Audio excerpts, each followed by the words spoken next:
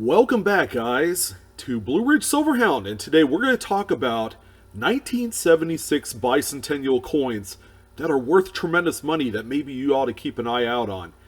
These videos have been done before, but this is a kind of comprehensive look of these coins outside of just regular pocket change type coins. Alright, there's going to be some pretty neat varieties we're going to discuss, maybe you didn't know about. And we're going to take a look at, some of the minor to the most extreme errors that, can be found in change with enough diligent looking. If you know what you're looking for, then maybe you might have one of these prized coins. But before we get started, if you haven't done so already and you like talking coins or you like hearing about it, it's all educational based, okay? Blue Ridge Silverhound is doing, myself by the way, is doing an educational series for the summer that focuses on errors and varieties.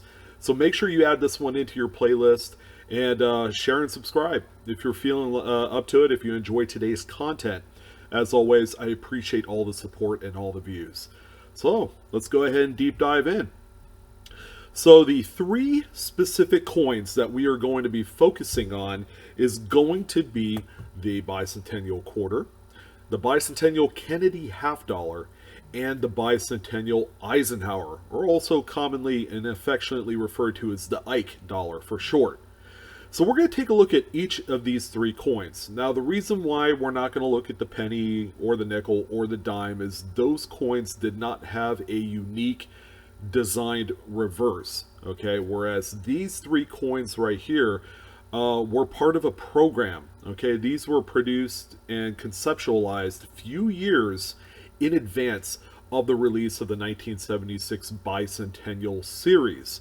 All right, it was kind of a big deal, and it's still a big deal today as collectors kind of harken back to yesteryear when this was the modern day commemorative coin that predated the State Quarter series and the national parks. So we're going to take a look at these three coins.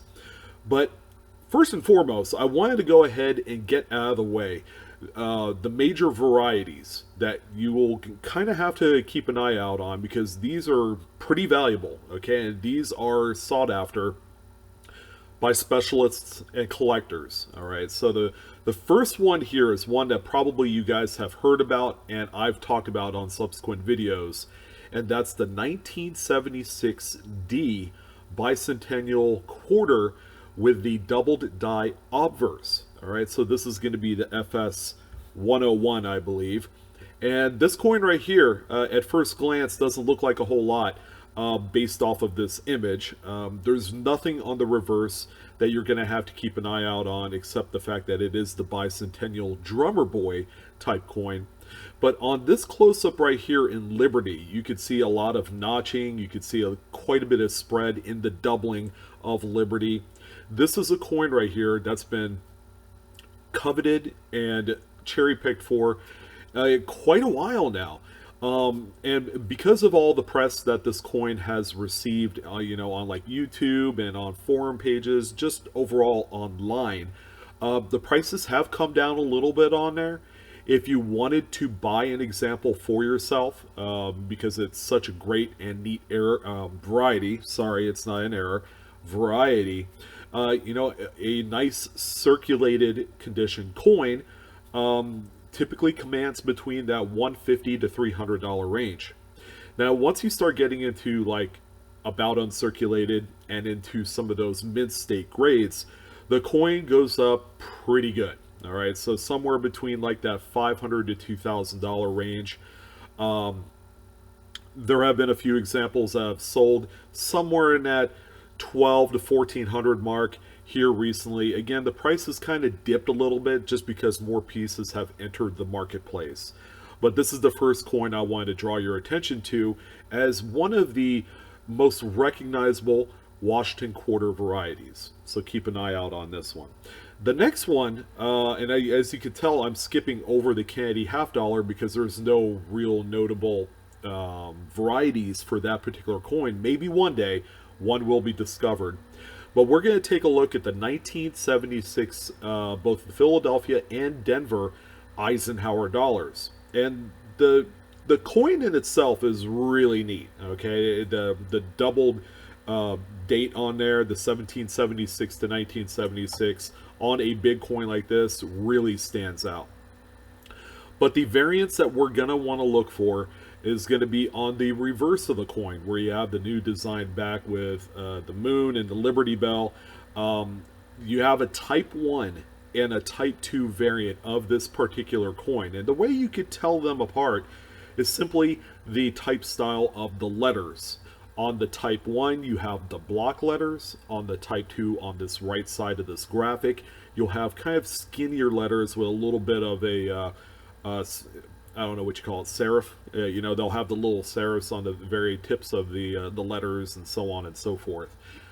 Now, in terms of rarity, the Type 1 blocky letters come up less frequent. Okay, think of it, if you had 100 Eisenhower dollars in varying grades, probably 30% of those, of that 100, will be the Type 1.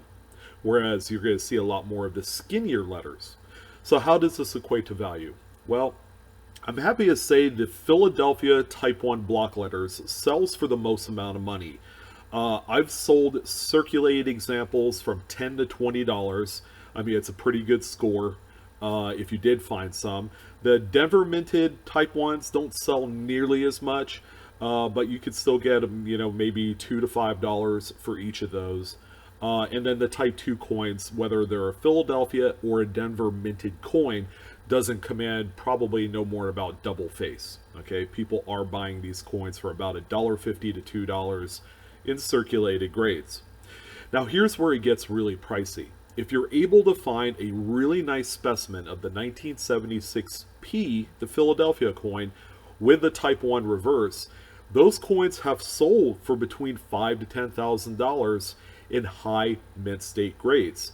So your mint state 65 and up, if you were to send this coin to, say, a PCGS or an NGC, you know, and it grades out above mint state 65, you're talking about a rare coin that's worth many thousands of dollars. A lot of you probably didn't know that, but this is a coin right here that has generally been overlooked. And considering the fact that Eisenhower dollars in general never really circulates too well, you're going to find a lot of like kind of those low mint state pieces out there in bulk. Okay, and that's the great news. So that coverage right there was on the variety portion of what you could find out of these bicentennial coins. So let's go ahead and dive right into some really dramatic errors. Now, you'll see, based off of this list, there's going to be a few coins that grade out under mint state, okay, which typically means that the coins have been pulled out of circulation. You know, they've seen some general wear, they've seen some time out in just kind of commerce, people spending them. So it is without, you know, outside the realm of possibility that you can find some of these in your change or in rolls. It's just going to take some diligent looking and knowing exactly what you're going to find. So I have 9 coins total, okay, 3 different errors for each one of the denominations of bicentennial coins. So we're going to go ahead and start with the 25-cent Washington quarter type. And the first coin that we're going to take a look here today is going to be this 1976 error, in which this one is struck 15% off center. All right, you could, I mean, it's got a nice, offset on there, 15%. Typically, you get to that kind of percentage and, the coin really looks dramatic. This one graded NGC Mint State 67. And I want to go out and say that all the images provided on the errors all came from Heritage Auctions. So, I wanted to go ahead and throw that in there to make sure that they get the credit for all the images. I don't own any of these coins because, they're tough to find and they're valuable. But this one right here sold on Heritage Auctions March 14th of this year, just recently, for $132. So if you wanted to own, one of the favorite modern day coins, and that, the bicentennial quarter, with a nice, really nice error, you can't really go wrong with this one, and the price is affordable, all right? But that's probably on the low end of the spectrum, as you'll see on this list. The second coin I wanted to talk about is this next one right here, only this one is a Denver coin. This one, actually, as crazy it looks on screen, is struck on a clad dime planchet. All right, so the coin looks like it's been kind of cut off quite a bit. You don't have a lot of the, the letters on the edge of the coin there. That's all completely missing because this was struck on a completely different planchet intended for a dime. This one graded NGC Mint State 64, and this one sold on Heritage January 5th of 2018 for $6,900. So this would be the more extreme kind of example that you'll see in terms of errors for this particular coin. Is it possible to find one? Yeah, it's possible. More than likely you're going to find this out of a dime roll than you will actually from a quarter roll, but you never know, right? So we have one more error I wanted to cover, and this particular example right here is a, let's see, it's a missing clad layer, all right? So as you can see, the obverse of this coin is missing its nickel layer, exposing all of the copper core on that front. I mean, it looks pretty cool and very dramatic because in contrast, you still have the regular nickel layer on the reverse, all right? So it looks like two completely different coins. This one graded Annex, Mint State 63. It's kind of hard to say if whether or not this one saw any sort of circulation. It might have. At a 63, that's possible. This one sold on Heritage Auctions January 17th of 2017 for $141. So that is another example of a coin that if you wanted to get an error but keep it inexpensive, that's a great example. Plus, it'll make a really good conversation piece with fellow coin collectors or maybe even online, social media. So let's go ahead and dive right into the Kennedy half dollars. So we're going up a notch here, and we have three absolutely phenomenal coins. So the first one right here is a Denver minted coin, in which this one is a die adjustment strike error. This one graded PCGS Mint State 60 through that grading company. And this coin right here, this error is commonly kind of mistaken to be a strike through, like a struck through grease, when in actuality, when the mint operators are preparing the pressurization of those dies for the strike, they're going to strike a few of them at varying pressures. So this coin right here exhibited the least amount of pressure, or I would imagine not a full amount of pressure to upset a complete strike on both sides of the coin. So they call that a die adjustment strike. They're adjusting the pressurization of the dies as they're striking the coin. So this one right here sold October 29th of 2010 for $172. Okay, die adjustment strikes are very popular. They're well collected, but they're not going to break the bank. All right, this is a great example that me personally, I would love to own because it's unique. It kind of shows the prep work that's being involved when the U.S. Mint is about ready to, launch a barrage of various coins, okay, for minting. So that's that one there. So the next coin that we have here for you is another Denver minted Kennedy, in which this one was double struck, and the second impression is 5% offset. This is a really neat coin, and one that I would venture to guess can be overlooked really easily. Okay, plus it could probably be mistaken as damage to an extent. But if you take a look at this coin, right there on the top left side of the coin, especially on the obverse, you'll see the doubling and the slight offset. So you'll see the appearance of like doubled letters, that's double struck. But this is a coin, again, that can be overlooked. I'd be remiss to say if you cannot find these, but because I am pretty sure that a few of these do exist out there in the wild.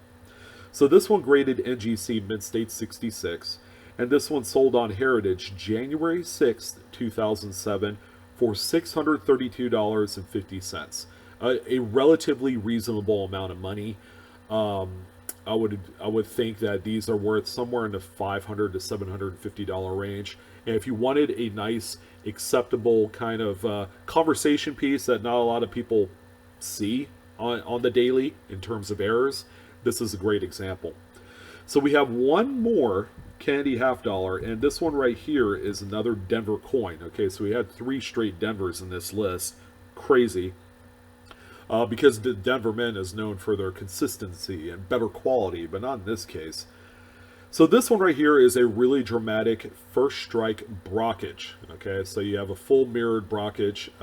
You can tell right on the front of the coin. You have a complete mirrored brockage error on this one. But this one graded PCGS Mint State 64, and this one sold on Heritage January 6th of 2017 for $4,465. Is it reasonable to ever find one of these? You never know. I've seen a few people discover Lincoln Cent brockages in coin roll hunting. So, the possibility does exist. But the brockage coins in general are extremely rare, and they're extremely valuable if you could find them. All right. So that covers the Kennedy half dollar portion of it. So let's go ahead and jump into the final denomination. And if there's any errors that exist on the biggest coin in existence, and that's the Eisenhower dollar, you better believe that it's going to look pretty damn good. I'm going to just tell you that right now. The bigger, the better, the more drastic, the more eye appeal, the more eyes popping out of the head and picking up your tongue off the floor. That's why I describe these 3 coins. So the first one right here looks like plain straight up damage. Like, oh man, yeah, this thing got hit like hard. And this is a 1976D. So this is another Denver. This one on the reverse was struck through a foreign fragment. In this case, a chain, a small tiny little chain fragment was sitting on the die when this coin was struck. And therefore, that chain impression made it onto the actual coin. Now this thing is crazy looking. This this coin right here is an example of one that was found out in circulation. You know how I know? It graded Annex AU55. People are just like, oh yeah, I don't want to keep this. That's damage. Not in this case. This thing is the real deal. This one sold on Heritage Auctions November 2nd, 2013 for $822.50. Crazy amount of money that people were leaving on the table when they decide, oh yeah, this thing was hit hard. I'm just going to go ahead and spend it. But with good eyes and a knowledge of errors, some lucky collector found it and monetized off it. Okay, made a nice little chunk of money. So coming up next, we have another Denver coin, believe it or not. Man, the Denvers, what are they doing? This is a double struck coin, okay, with the second strike 80% off center.